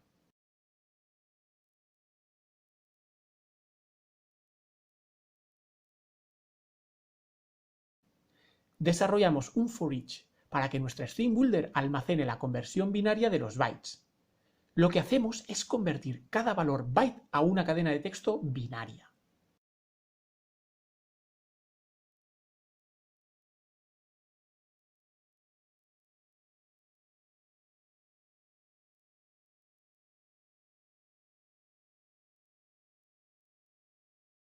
Cada conversión será de 8 bits.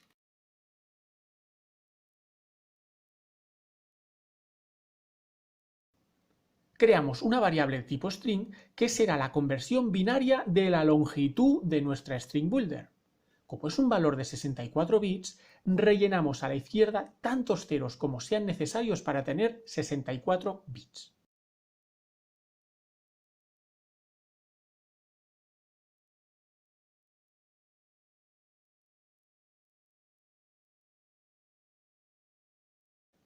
Le añadimos el bit 1 a nuestra string builder.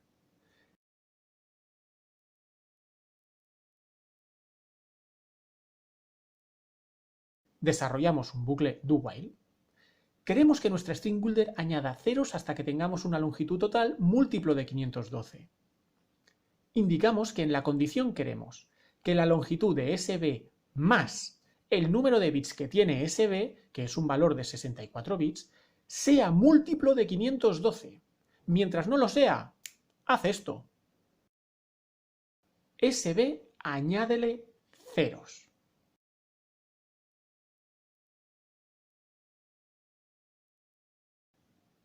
El símbolo porcentaje indica que dividirá dos valores y examinará qué resto hay. Podemos indicarle qué resto nos interesa. En este caso, mientras el resto sea distinto a 0, sabremos que no es múltiplo de 512. Fijaos, cuando empiece, el bucle analizará cuál es la longitud de SB más los 64 bits. Estos son 89 en total. 89 dividido de 512 obtiene un resto distinto a 0. Por tanto, mientras el resto sea distinto a 0, sigue con el bucle, es decir, añade un 0 a SB, es decir, a nuestra string builder. En la siguiente vuelta tendrá 90 bits, pues tiene un 0 añadido. Si lo dividimos entre 512, ¿es 0? No. Pues ala, no salgas del bucle y sigue añadiendo ceros y comprobando. Cuando haya rellenado de ceros y la cantidad total sea múltiplo de 512, entonces encontrará que el resto es 0. Por tanto, saldremos del bucle porque la condición se habrá cumplido. Hasta aquí nos tiene que resultar extraño si habéis seguido el tutorial desde el principio, o bien si habéis visto la breve introducción de C#. Una vez ya tenemos la cantidad de ceros necesarios, le añadimos la cadena de 64 bits a nuestra string builder. Y ya tenemos el mensaje listo. Creamos dos variables de tipo integer. dt es una variable auxiliar que recorrerá el trozo principal. Será como un marcador que nos indique la posición de ciertos bits de nuestra string builder. La variable L almacenará el número de trozos en los que se ha dividido nuestra string builder. Creamos una matriz de tipo string que va a almacenar los trozos de 512 bits. Como la longitud del mensaje y la longitud total múltiplo de 512 es desconocida, le indicamos a la matriz que sea tan grande como el resultado obtenido de dividir nuestra string builder entre 512, es decir, dl. Rellenamos la matriz con nuestra string builder mediante un bucle for. Este bucle pegará tantas vueltas como trozos de 512 bits hayan salido.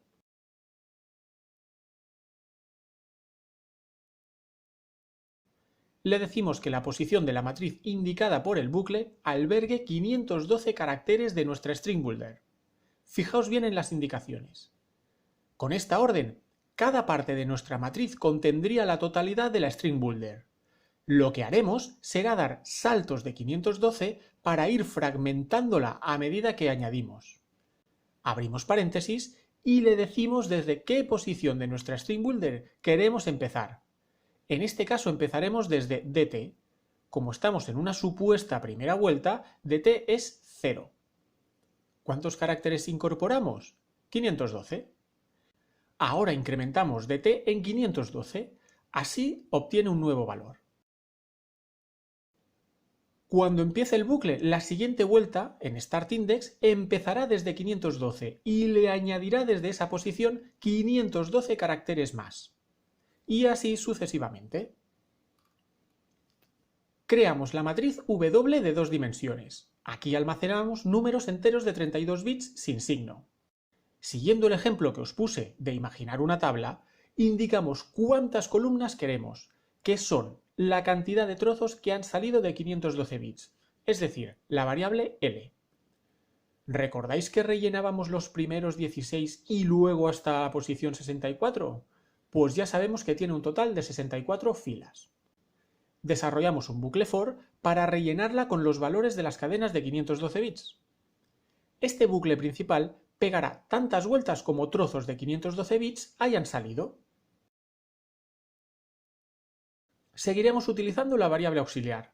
La inicializamos a 0 porque hasta ahora ha ido acumulando valores del anterior bucle. Desarrollamos un bucle anidado. En esta ocasión sabemos que debe pegar 64 vueltas obligatoriamente.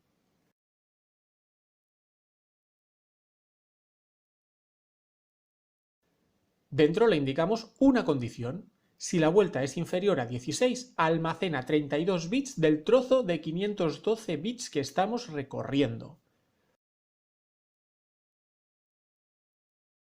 Como ese trozo es una cadena de texto de ceros y unos, hacemos su conversión a entero sin signo.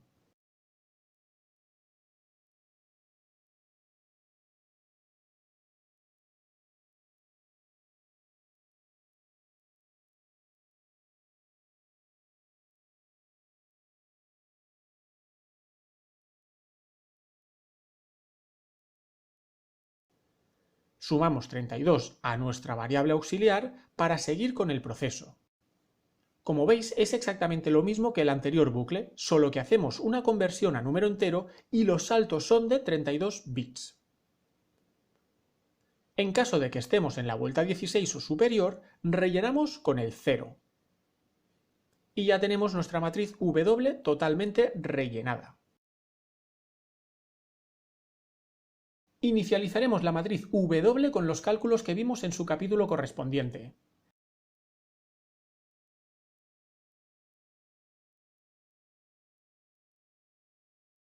Vemos que usamos un bucle principal y un bucle anidado. Hay que tener claro que son bucles anidados porque debe recorrer la cantidad de trozos detectados de 512 bits y los 64 trozos de los que se compone.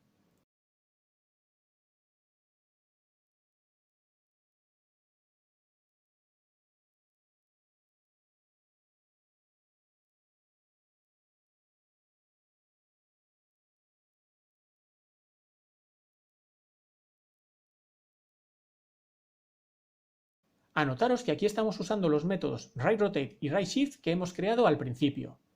Y bien, como esto ya se ha explicado detalladamente en el capítulo dedicado a ello, seguiré con la compresión.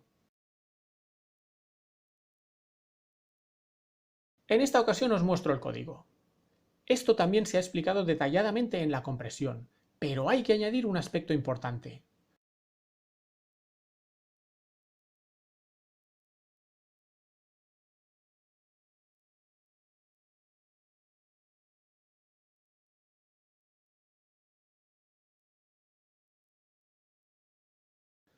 Una vez los cálculos han terminado, creamos una variable string vacía.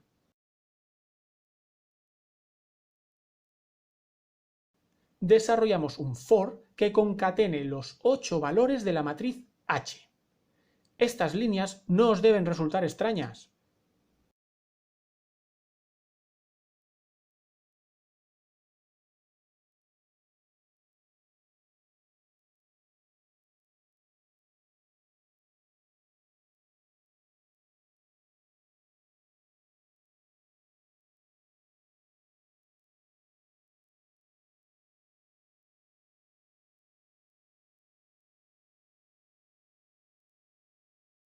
Finalmente, indicamos que el método retorne la variable que hemos creado. No nos olvidemos de nuestro método público. Le decimos que en vez que nos retorne una cadena vacía, nos retorne el método que hemos creado.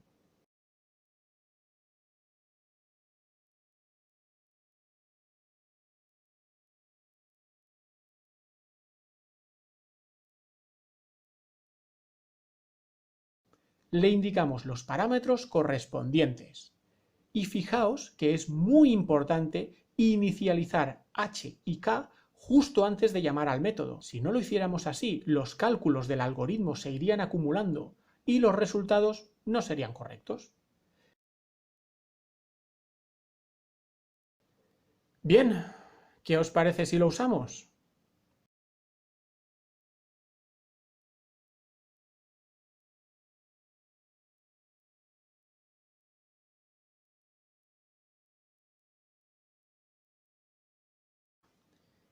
Inicializamos nuestra clase.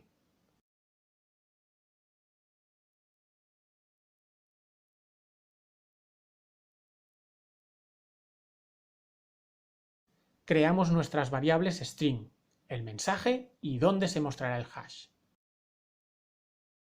Damos un contenido a nuestro mensaje. Le indicamos que la variable hash muestre lo que ejecute el método público.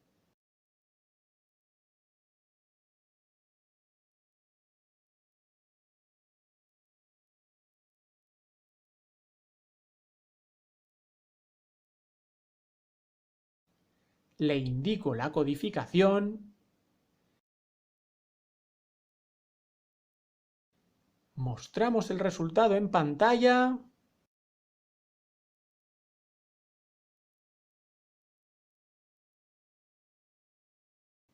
y voilà.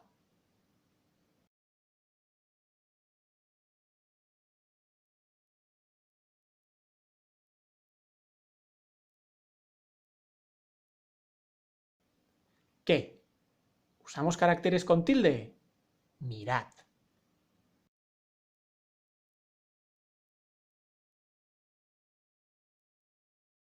Vamos a comparar este resultado con una web muy utilizada que muestra distintos algoritmos.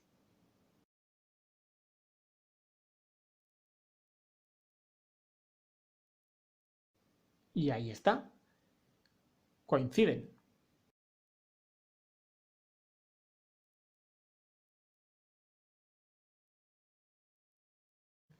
En este tutorial hemos aprendido y entendido cómo funciona el algoritmo SHA-256 que pertenece a la familia de SHA-2. Esta familia contiene más algoritmos. Vamos a centrarnos en estos tres. Y os propongo un reto a la gente que incluso ha escrito el código.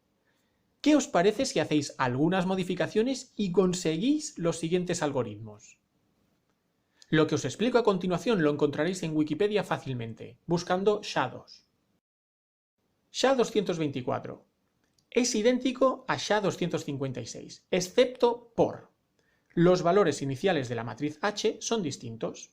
En el hash resultante se omite la concatenación de H7.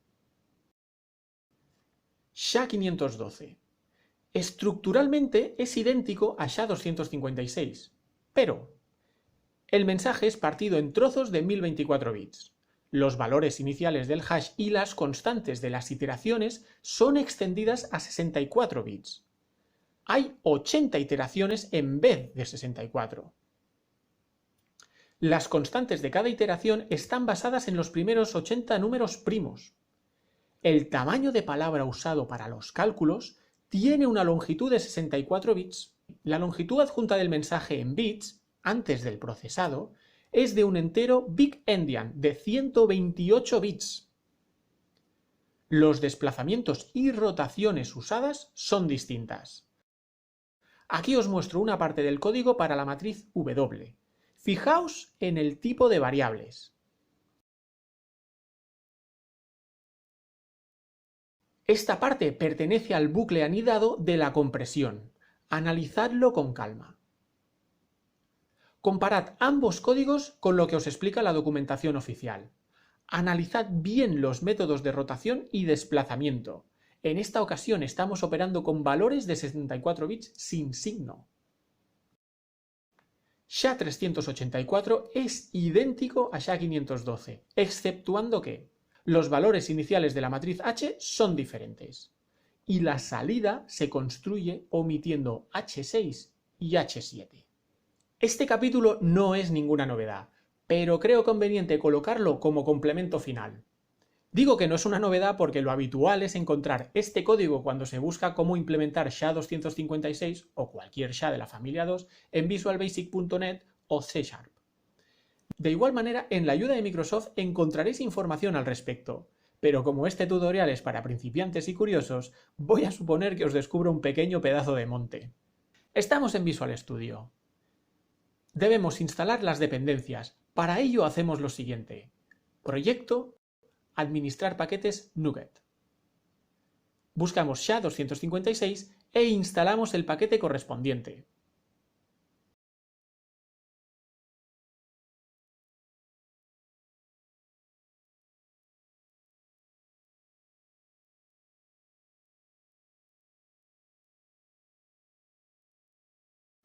Ahora lo llamamos de la siguiente manera.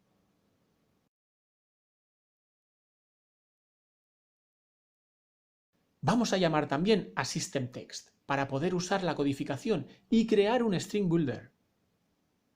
Nos dirigimos al método principal main. Creamos la clase SHA-256 mediante el using.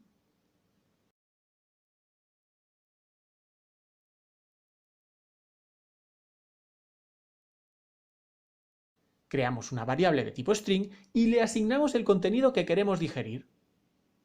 Creamos una variable de tipo byte. Esto dará como resultado todos los cálculos que os he explicado mediante ComputeHash. Abrimos paréntesis y le indicamos la codificación. Y en esa codificación que nos pase a bytes el mensaje. Ahora queremos visualizar los resultados. Creamos una string builder y la inicializamos vacía.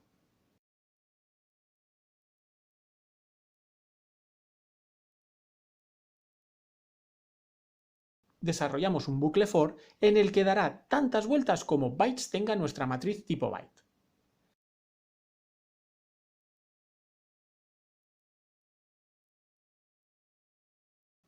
En cada vuelta le añadimos a nuestra string builder el valor que almacena la posición de la matriz. Lo convertimos a string, en este caso en minúsculas. ¿Recordáis lo de la X mayúscula y minúscula? Finalmente mostramos en pantalla el valor que almacena nuestra string builder.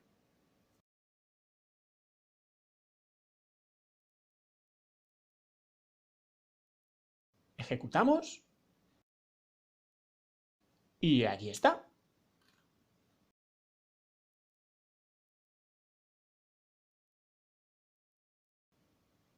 Fijaos que si deseamos utilizar otro algoritmo, solo debemos indicarlo. Y para que esto quede un poco más pulido, cambiamos los nombres para que estén bien relacionados.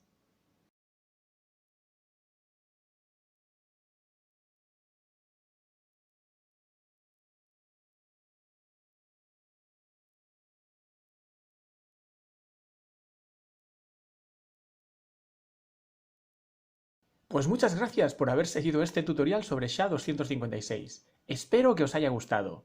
Mi principal compromiso con este tutorial es para aquellas personas con nulo o muy básico conocimiento en programación y criptografía.